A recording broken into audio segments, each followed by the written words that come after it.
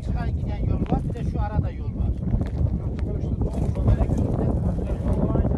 Direkler dönüyor zaten. Direkleri takip edin. Oradan da asfaltlar şu an ödemiş köyüne doğru giderler. Oradan Kilimli köyüne yol döner hemen şuradan. Kilasında stabil Bize yol var. Bu kadirlik çıkışlarına. ama %90 Karabük burada yapıyor. İşte oradan Mamalas dediğimiz bölgeye, Mamalas dediğimiz yer şurası, şu arkası. Oraya toprak yol döner. Oraya dönerler. Kilasında stabil Bize yol var. Bu kadirlik çıkışlarına.